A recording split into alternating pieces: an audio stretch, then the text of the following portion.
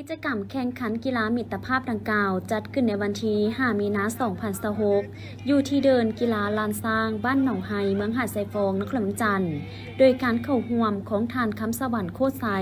หัวหน้าคณะโฆษณาอบรมนครหลวงจันทน์ทานคำหมุนเตียงทราชเลขาพักเมืองหาดไซฟองพร้อมด้วยพนักงานราชการทั้งสองฝ่ายเข้าร่วมอย่างเป็นขบวนฝึกฟื้นทานคำสวรรค์โคตรไซหัวหน้าคณะโฆษณาอบรมนครหลวงจันทน์ได้ให้สัมภาษณ์ว่า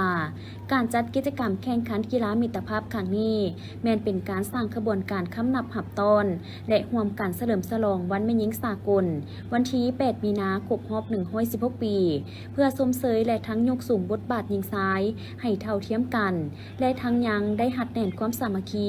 ระหว่างคณะโฆษณาอบรมนครหลวงจันทน์กับองค์การปกครองเมืองหาดไซฟองให้ได้ประสานสมทบกันในการปฏิบัติหน้าที่เวียกงานให้มีความกลมเกลียวและพร้อมเพรียงการผลักดันเวียกงานทั้งสองฝ่ายให้มีผลสำเร็จเป็นก้าวๆซึ่งขบวนการครั้งนี้ได้มีการแข่งขันเตะบาสมิตรภาพและกีฬาดึงเสือกยิงซ้ายที่เห็นได้ถึงความสามัคคีมีน้ำใจนักกีฬาทั้งได้ออกกำลังกายเพื่อรักษาสุขภาพและสร้างความเบิกบานเงินซื่นจะก่อนอื่นก็ขอแสดงความนับถือการนำภาครัฐพ่อแม่ประชาชนพนักงานทหารตำรวจมื้อนี้คณะโฆษณาอบรมนครหลวงและก็สมทบกับเมืองหาดไซฟองโดยเฉพาะการเป็นการนำและก็บรรดานักธุรกิจ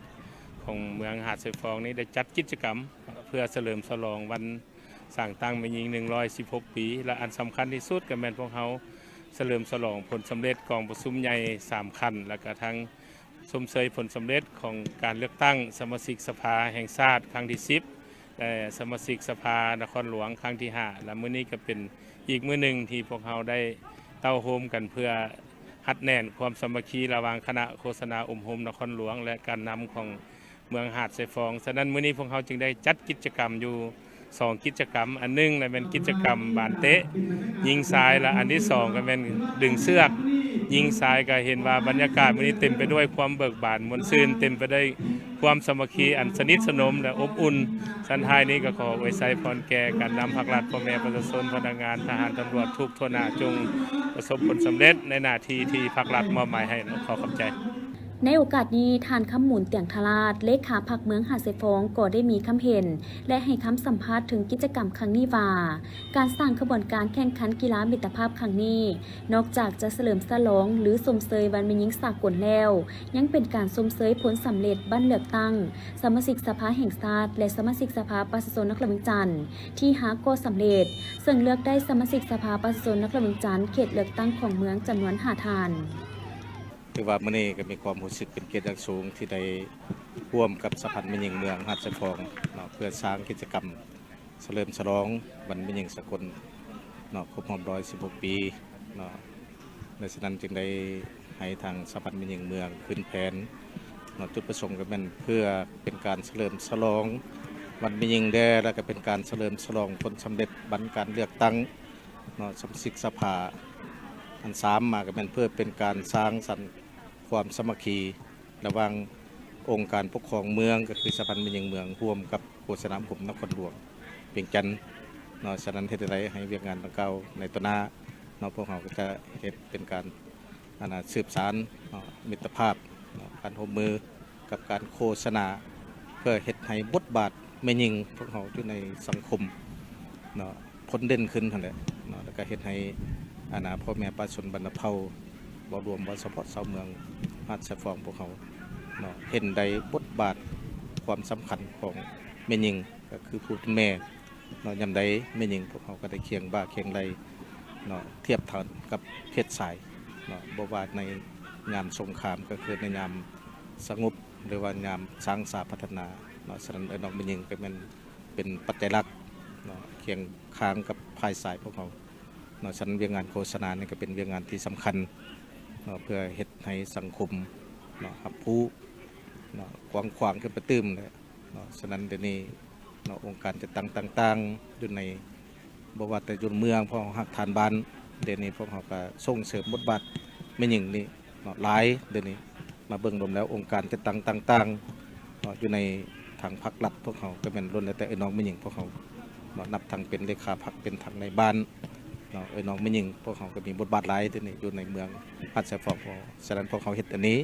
เนาะก็เพื่อเฮ็ดให้เห็นได้ผลงานของน้องไม่ยิงที่ได้ประกอบส่วนเขาในการปกปักรักษาและสร้างสรรค์พัฒนาเนาะประเทศชาติพวกเขาให้มีความเจริญก้าวหน้าเนาะจัดก็ขอบใจหลายๆ สำหรับกิจกรรมแข่งขันกีฬามิตรภาพเพื่อสร้างขบวนการค้ำนับหับต้นและสมเสยวันแม่หญิงสากลครั้งนี้แม้นได้รับการสนับสนุนจากบริษัทส่วนวัฒนธรรมเสียงควนที่ได้เป็นเจ้าภาพจัดกิจกรรมร่วมกับคณะโฆษณาอบรมนครหลวงจันทร์และองค์การปกครองเมืองหาดทรายฟองโดยเฉพาะแมนทานนางสอยสุดาอินเมืองไซประธานบริษัทส่วนวัฒนธรรมเสียงควนและทางได้รับเลือกตั้งเป็นสมาชิกสภาประชาชนนครหลวงจันทร์ประจำเขตเลือกตั้งเมืองหาดทรายฟองเป็นสมัยที่2ซึ่งเป็นนักธุรกิจหญิงผู้หนึ่งที่มีความสามารถและมีบทบาทในเวียกงานการเมืองก็คือเป็นตัวแทนของประชาชนเพื่อนำเอาปัญหาและห่างเสียงของพ่อแม่ประชาชนเข้าไปนำเสนอต่อกล่องประชุมสภาประชาชนนครหลวงจันทร์เจ้าวันนี้ก็รู้สึกเป็นเกียรติและดีใจหลายเนาะที่ได้เป็นตัวแทนในการสนับสนุนงานกิจกรรมครั้งนี้ในนามบริษัทส่วนวัฒนธรรมเสียงควรจำกัดผู้เดียวเนาะร่วมกับโฆษณาอบรมนครหลวงเวียงจันทร์ร่วมกับองค์การปกครองเมืองเนาะเพื่อส่งเสริมกิจกรรมเพราะว่าตลอดระยะผ่านมาหันช่วงบัตรเลือกตั้งเห็นว่าอันซื่อเนาะโดยเฉพาะกับเป็นโฆษณาอบรมนครหลวงเพื่อนก็ได้เป็นใจกลางในการโฆษณาประชาสัมพันธ์โฆษณาหาเสียงต่างๆช่วยพวกเรามาตลอดฉะนั้นก็ถือโอกาสนี้เนาะในโอกาสที่จะฮอดวันแม่หญิงขนาดเนาะสร้างตั้งแม่หญิงในวันที่8 เดือน 3ก็จะมาฮอดนี้เขาก็เลยว่าจัดกิจกรรมนี้เพื่อเป็นการส่งเสริมไอ้น้องแม่หญิงเขาแล้วก็สร้างบทบาทไอ้น้องแม่หญิงเขาก็ซับมิตรระหว่างองค์การปกครองนครหลวงเนาะกับเมืองหาดทรายฟองและกับบริษัทของพวกเขาให้มีความฮัดแน่ความสามัคคีหลายขึ้น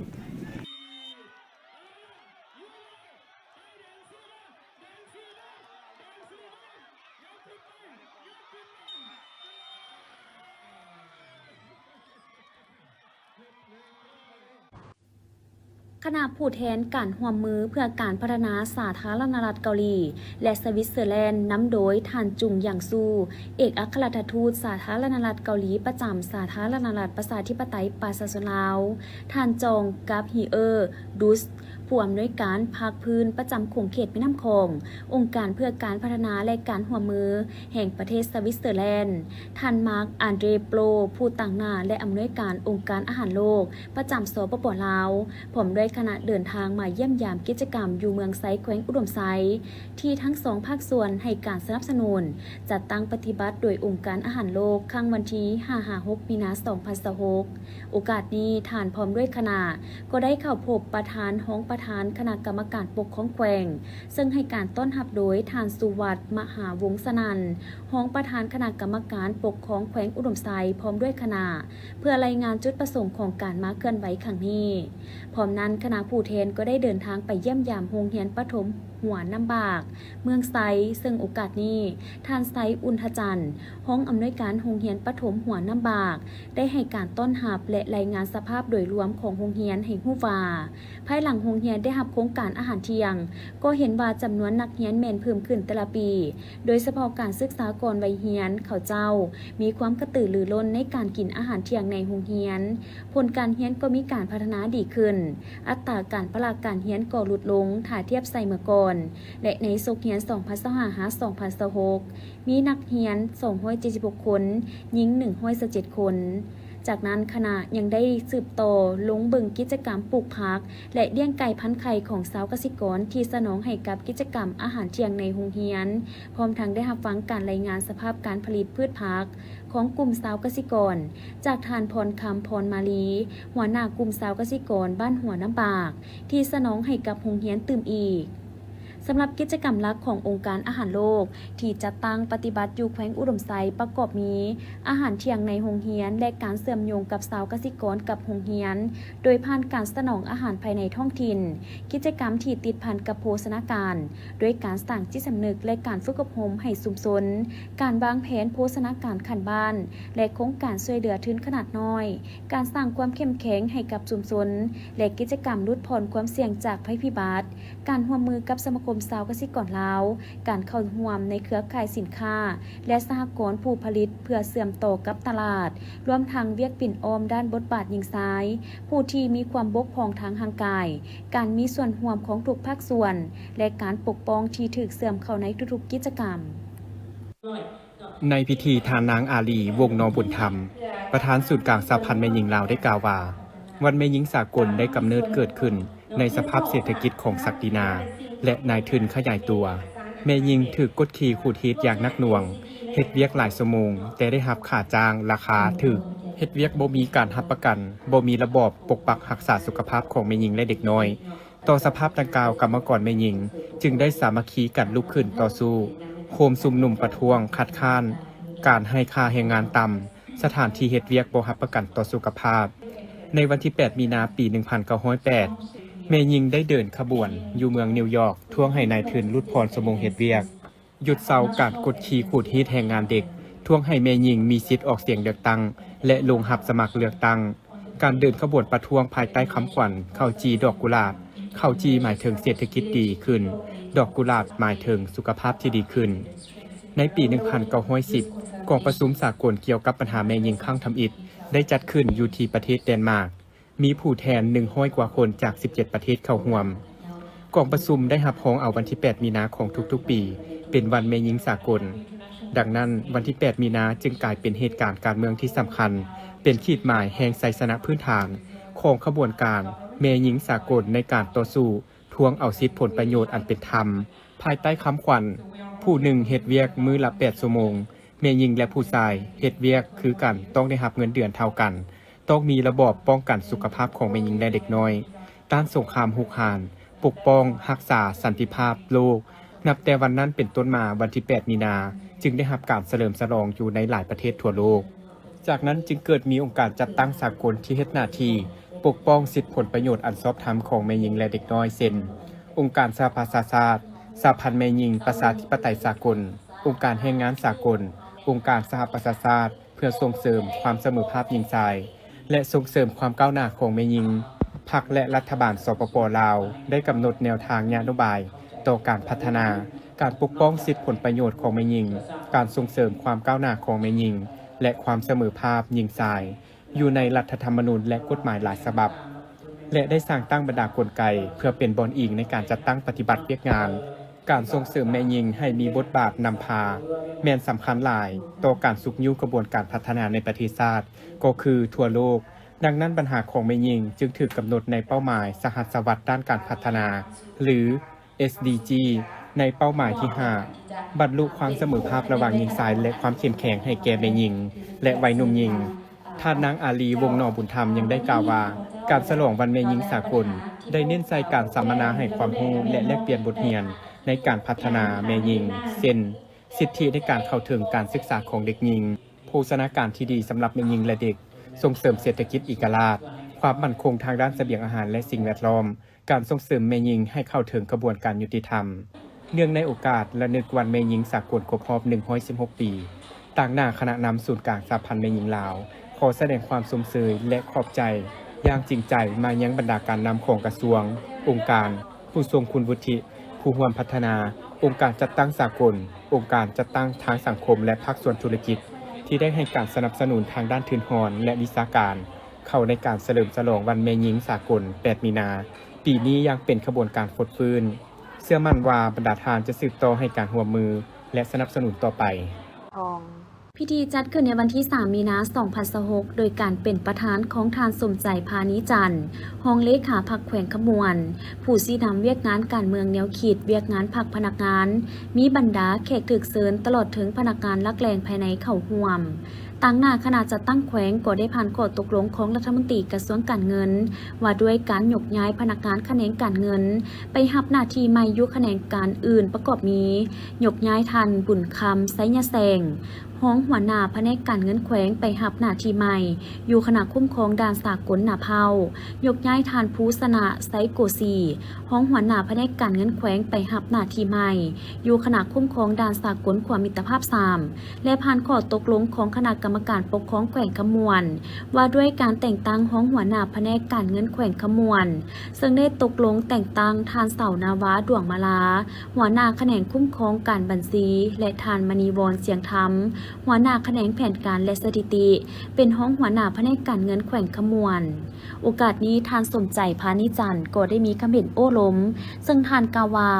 การยกย้ายแต่งตั้งหน้าที่พนักงานนำพาคุ้มครองในครั้งนี้แม้นเป็นเวียกงานที่เป็นปกติตามความเรียกร้องต้องการของหน้าที่เวียกงานเพื่อเป็นการสร้างความชำนาญความหับรู้เข้าใจหลายของเขตหลายแขนงการของพนักงานพร้อมนี้ยังเรียกร้องมายังบรรดาพนักงานสมาชิกพรรคจงมีความเข้าใจและเป็นเอกภาพในการตกลงของขันถึง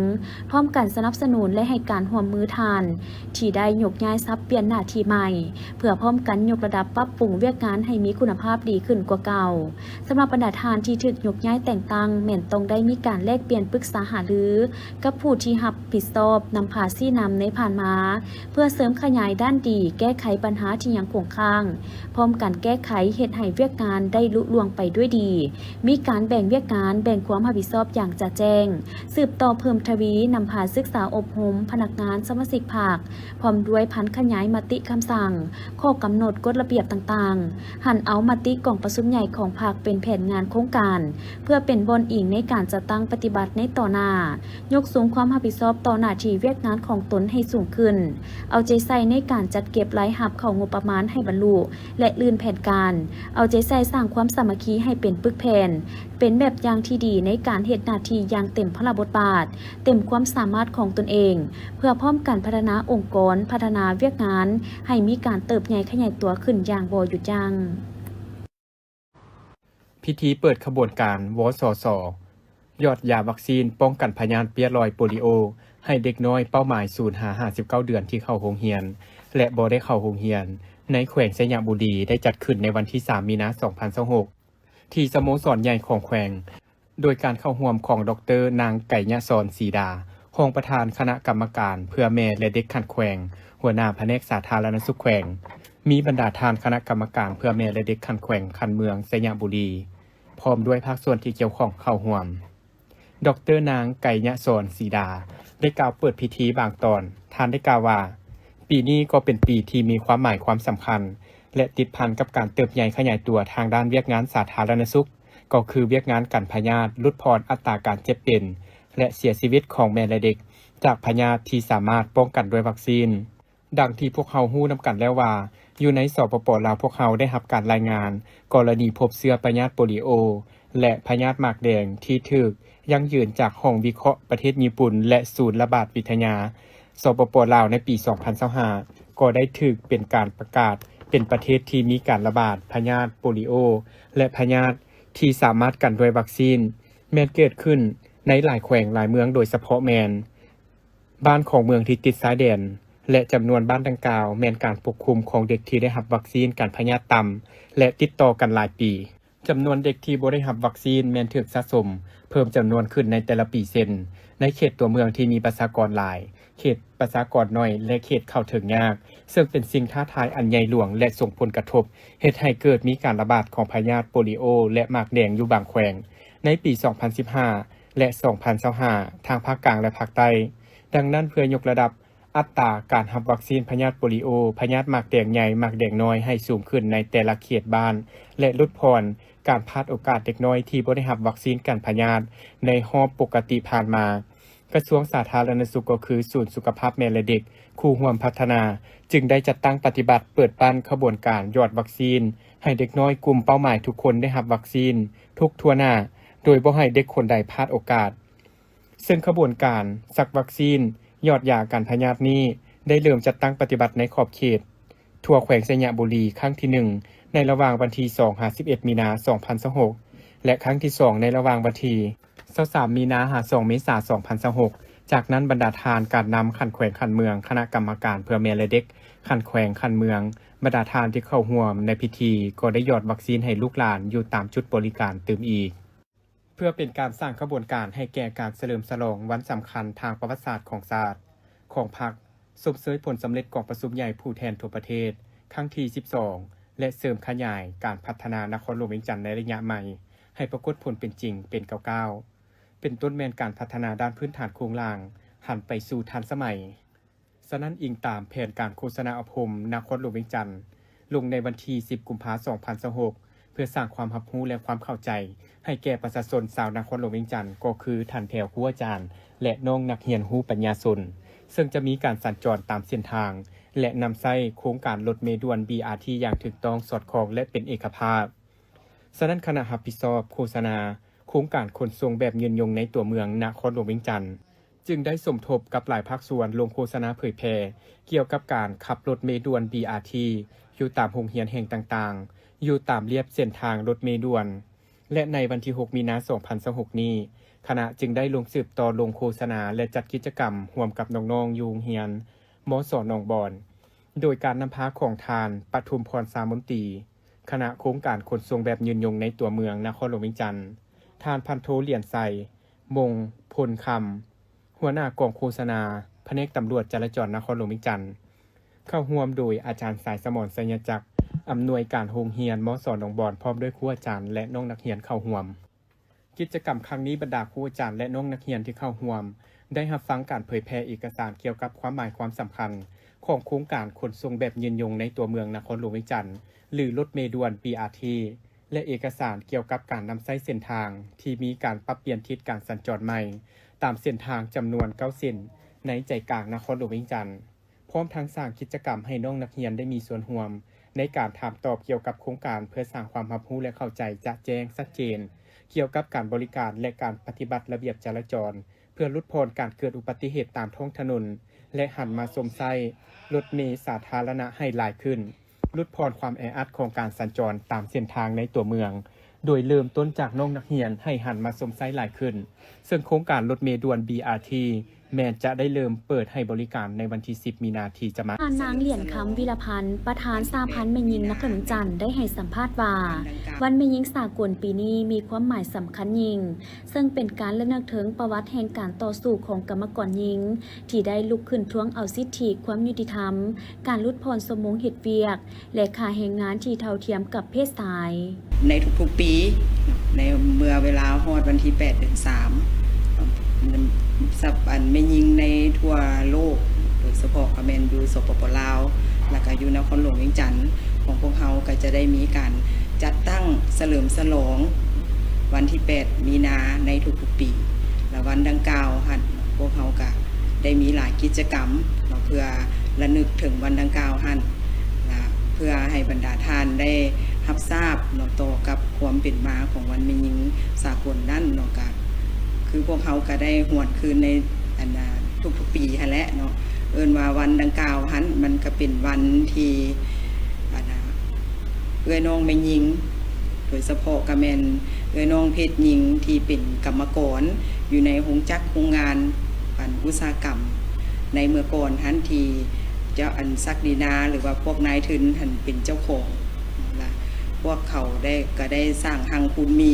เอิ้นว่าเป็นระยะที่หุ่งเฮืองหั่นแหละโรงจักรโรงงานก็แม่นมีการพัฒนาสร้างหังคูณมีให้แก่ซักดินานายทุนก็แน่นอนเนาะย้อนแนวนั้นสร้างหังคูณมีแต่ว่าคงกันข้ามเนาะบรรดากรรมกรชาวผู้ออกแรงงานในมือก่อนหันต้องแม่นเอิ้นว่าถูกกดขี่ขูดฮีดแรงงานเนาะอย่างนักหน่วงโดยเฉพาะก็แม่นกรรมการเพศหญิงอันนั้นกรรมกรที่เป็นเพศหญิงหันเขาเจ้าก็แม่นถูกเอาลาดเอาเปรียบเอิ้นว่าใช้แรงงานนักหน่วงแล้วแม่หญิงในระยะนั้นในเมื่อก่อนเขาเจ้าก็ถูกเอิ้นว่าถูกดูถูกดูหมิ่นถูกทุบตีทรมานน้องแม่หญิงอยู่ในโรงจักรโรงงานหั่นเขาเจ้าจึงมีความเครียดแค้นเพื่อเฮ็ดแนวใดเขาเจ้าจึงจะได้รับความยุติธรรมเขาเจ้าเฮ็ดเวียก10 กว่าชั่วโมงเฮ็ดเวียกคือกันกับเพศชายแต่ว่าเวลาได้ค่าแรงหันเนาะก็แม่นว่าได้ต่ำกว่าเพศชายแล้วทั้งเว้าถึงการรับประกันสุขภาพต่างๆก็เช่นกันแม่นบ่ได้รับประกันเรื่องสุขภาพบ่มีการเบิ่งแยงดูแลโดยเฉพาะแม่นผู้ถือพาผู้เกิดลูกใหม่จนไปกระทั่งแม่นลูกของกระเจ้าเองมาเป็นที่เป็นเด็กหันก็แม่นบ่มีการรับประกันเรื่องสุขภาพเลย ต่อหน้าเหตุการณ์ดังกล่าวเนาะก็เฮ็ดให้น้องแม่หญิงอยู่ในกรุงเทพโรงจักรโรงงานนี่แหละเนาะก็คือบรรดาอยู่บ่อนอื่นๆเนาะเขาเจ้าก็โฮมโตกันเนาะอันนี้ก็แสดงถึงว่าเขาเจ้าก็มีความเครียดแค้นเพื่อเฮ็ดแนวใดเขาเจ้าจะทวงให้ได้กับค่าแรงงานหั้นเนาะแล้วก็ลดพรสมงเฮ็ดเวียกค่าแรงงานก็หมายความว่าเฮ็ดเวียกก็เท่าเทียมกับเพศชายแล้วก็ค่าแรงงานก็ต้องได้เท่ากันแล้วก็อยากลดพรเวลาเฮ็ดเวียกจากเหตุการณ์ดังกล่าวก็ให้เฮ็ดให้เขาเจ้าไปโฮมชุมนุมแล้วก็ประท้วงแล้วก็เขาเจ้าก็สามารถญาติได้เอิ้นว่าทวงได้สิทธิ์ดังกล่าวนั้นคือกันกับข้าพเจ้าได้เว้าเมื่อกี้นี้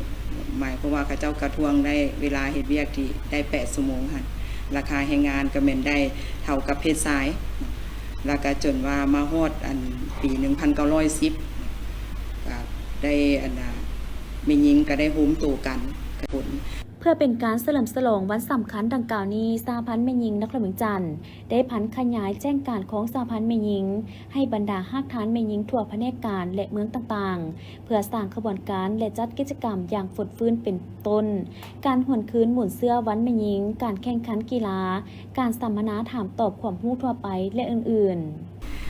สำหรับวันแม่หญิงสากลครบรอบ116 ปีประจำปี 2026 นี้เนาะสหพันธ์แม่หญิงนครหลวงเวียงจันทน์พวกเขาก็ได้มีการผันขยายแจ้งการจากศูนย์กลางสหพันธ์แม่หญิงลาวมาเป็นแจ้งการของสหพันธ์แม่หญิงนครหลวงเวียงจันทน์ซึ่งก็ได้แจ้งออกให้บรรดาสหายคณะบริหารงานสหพันธ์แม่หญิงนครหลวงเวียงจันทน์คณะประธานสหพันธ์แม่หญิงแผนกการองค์การรัฐเทียบเท่าอ้อมข้างนครหลวงเวียงจันทน์และเก้าตัวเมืองเนาะเพื่อ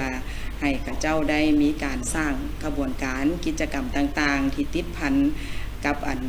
การเฉลิมฉลองวันที่ 8 เดือน 3 ซึ่งว่าในปีนี้เนาะหลายภาคส่วนพวกเขาก็ได้แนะนำให้มีการหวนคืนบุญเสื้อเนาะหรือว่าความสำคัญของวันแม่หญิงสากลเนาะติดพันกับการสรุปเวียกงานรอบด้านของสหพันธ์แม่หญิงอยู่ขั้นต้นโดยเฉพาะก็แม่นเน้นใส่บรรดากิจกรรมต่างๆแดเนาะมีการแข่งขันกีฬามีการแข่งขันศิลปะแล้วก็มีการออกแข่งงานเพื่อคำนับรับต้อนวันดังกล่าวนอกจากการหวนคืนบุญเสื้อและการสรุปปีนั้นเนาะและเฉพาะสหพันธ์แม่หญิงนครหลวงเวียงจันทน์ของพวกเขาเองเนาะก็สิมีกิจกรรมหวนคืนบุญเสื้อวันที่ 8 มีนาติดพันกับการผันขยายมาตีกล่องประชุมใหญ่ผู้แทนแม่หญิงทั่วประเทศครั้งที่9เนาะที่พวกเขากำลังลงปาฐกถาหรือว่าลงเผยแพร่อยู่แต่ละภาคส่วนภาคฐานและกับบรรดาหน่วยอ้อมข้างนครหลวงเวียงจันทน์ซึ่งว่าปัจจุบันพวกเขาก็สำเร็จไปแล้วเนาะจำนวน4 ภาคส่วนเนาะแล้วก็จะสืบต่ออีกนะติดพันกันดังกล่าวพวกเขาจะมีการจัดกิจกรรมก็คือวันที่ 13 มีนาเนาะที่จะมาถึงนี้เป็นพวกเขาจะจัดเป็นการเผยแพร่เกี่ยวกับข้อตกลงว่าด้วยการรักษาความสะอาดหรือว่าการรักษาสิ่งแวดล้อมอยู่ในตัวเมืองของพวกเขาแล้วก็พวกเขาจะได้ขึ้นนำเสนอเป็นการสัมมนาแล้วก็มีการถามตอบเกี่ยวกับวันแม่หญิงสากลนี้นอกจากนั้นพวกเขาจะมีการจัดกิจกรรมแลนไทยดึงเสื้ออยู่สำนักงานปกครองนครหลวงเวียงจันทน์จะได้เสื้อเซินทางเบื้องสหพันธ์แม่หญิงบรรดาหากฐานหน่วยอ้อมข้างเขาห่วงนอกจากนั้นพวกเขาก็จะมีการจัดกันไปทัศนศึกษาอยู่อ้อมข้างโดยเฉพาะก็แม่นอยู่วันที่ 5 มีนาคม 2026 ไฟฟ้าสาขานครหลวง1องค์การไฟฟ้าเมืองจันทบุรีได้ระดมกำลังอ้ายน้องซ่อมแปลงเชื่อมต่อสายตาข่ายแห่งต่ำ 0.4 กิโลโวลต์ที่ได้รับความเสียหายสายตาข่ายขาดบ้านห้วยโฮงเมืองจันทบุรีนครหลวงเวียงจันทน์เวียกงานดังกล่าวสำเร็จในวันเดียวจุดประสงค์ก็เพื่อให้พ่อแม่ประชาชนได้สมใช้ไฟฟ้าอย่างเป็นปกติหากทานพบเห็นต้นไม้หักติ่งระบบสายตาข่ายไฟฟ้าหรือไฟฟ้าช็อตไฟฟ้าใหม่และปัญหาอื่นเกี่ยวกับไฟฟ้าแมนให้ทานโทรสายด่วน call center 1199นอกจากบ้านดังกล่าวแล้วในวันที่ 5 มีนาคม 2026 ไฟฟ้าสาขานครหลวง1ห้องการคุ้มครองระบบและบริการโดยงานฮอตไลน์ก็ได้ลงปฏิบัติเสื่อมสายไฟเข้าระบบตาข่ายไฟฟ้าแห่งกลาง22 กิโลโวลต์เข้าหม้อแปลงจำนวน3หน่วยอยู่บ้านโน้นหวาย บ้านสมสง่าและบ้านพลทองเมืองไซเศรษฐานครหลวงเวียงจันทน์ทั้งนี้ก็เพื่อให้พ่อแม่ประชาชนในขงเขตดังกล่าวได้สมใช้ไฟฟ้าอย่างเป็นปกติอยู่ในครัวเรือนและการดำเนินธุรกิจต่างๆให้มีความสะดวกสบายอีกด้วยนอกจากนี้แล้วของการไฟฟ้าเมืองไซเศรษฐาก็สำเร็จการติดตั้งหม้อแปลงเสริมบ้านโน้นวายซึ่งวันที่5มีนาคม2026นี้ไฟฟ้าสาขานครหลวงห้องการไฟฟ้าเมืองไซเศรษฐาได้ลงปฏิบัติเวียกติดตั้งหม้อแปลงเสริมขนาด160กิโลโวลต์แอมแปร์จำนวน1หน่วยที่บ้านโน้นหวายเมืองไซเศรษฐาสำเร็จจุดประสงค์ก็เพื่อให้บ้านดังกล่าวมีพลังงานสมใช้อย่างเพียงพอโดยเฉพาะในระยะฤดูแล้งคือแบบนี้ที่มีการสมใช้ไฟฟ้าหลายเนื่องจากอากาศร้อนอบอ้าวมีการใช้แอร์พัดลมจำนวนหลายฉะนั้นจึงต้องรับประกันให้มีไฟฟ้าเพียงพอเมื่อเว้าถึงบทบาทหญิงชายในปัจจุบันแม่นได้รับการส่งเสริมอย่างเท่าเทียมโดยเฉพาะแม่หญิงลาวแม่นได้มีความสามารถและมีบทบาททางด้านการเมืองด้านธุรกิจและด้านอื่นๆเทียบเท่ากับผู้ชายที่เป็นแบบอย่างและเป็นต้นแบบให้กับคนแต่ละยุคแต่ละสมัยเป็นต้นแม่นคนหุ่นใหม่ที่เริ่มมีบทบาททางสังคมและต้นแบบทางด้านธุรกิจในยุคดิจิตอลคือดังทานนางพรสุดาดาลวงศ์นักธุรกิจหญิงหนุ่มเจ้าของห้างเพชรและคำกะลัดจิวเวลรี่ตั้งอยู่บ้านพลต้องจอมณีเมืองจันทบุรีนครเมืองจันทน์ซึ่งเป็นนักธุรกิจหญิงหนุ่มที่มีวิสัยทัศน์ในการพัฒนาธุรกิจเครื่องประดับอัญมณีผ่านทางระยะการแพร่ระบาดของพยาธิโควิด -19 และระยะเศรษฐกิจมีความยุ่งยากอัตราเงินเฟ้อผันผวนและค่าของชีพสูงจนก้าวมาสู่ความสำเร็จในปัจจุบันซึ่งเพิ่นได้ให้สัมภาษณ์ว่าธุรกิจการจำหน่ายเพชรค้ำและอัญมณีของเพิ่นแม่นดำเนินมาแต่ปี2020จะก้าวเข้าปีที่7ตลอดระยะผ่านมาแม่นได้รับความสนใจจากลูกค้า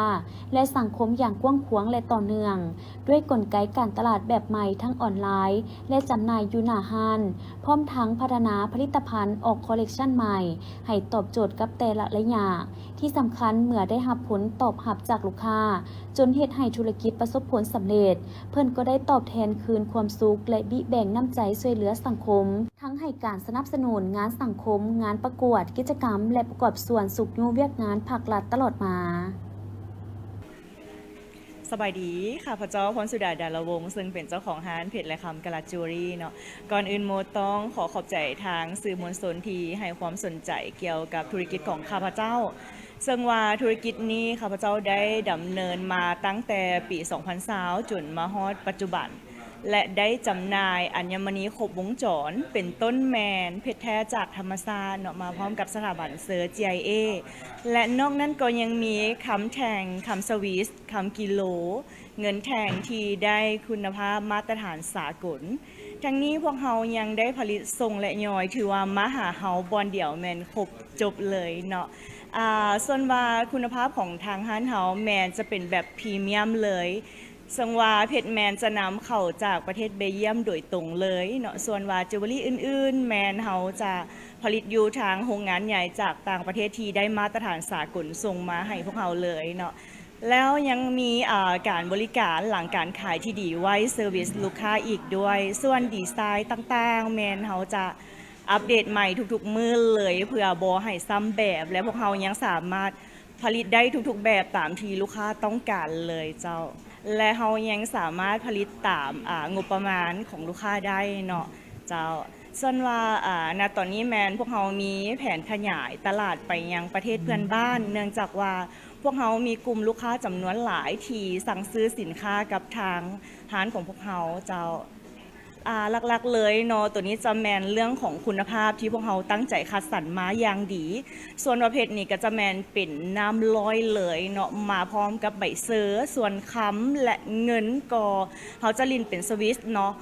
ที่ว่าได้มาตรฐานสากลระดับโลกเลยเจ้าหลักๆเลยเนาะตัวนี้หันแมนสำหรับงานฮันเฮาแมนคุณภาพต้องมาก่อนเลยอันที่2แมนการบริการหลังการขายเนาะพวกเขาจะเซอร์วิสให้อย่างดีเลยเจ้าจากผลสำเร็จและการตอบรับจากสังคมโดยเฉพาะลูกค้าในระยะผ่านมาทางห้างก็ได้ส่งคืนความสุขและประกอบส่วนสวยสุขยุ่ช่วยเหลือสังคมและสนับสนุนทางภาครัฐอยู่เรื่อยๆบ่ขาดสาย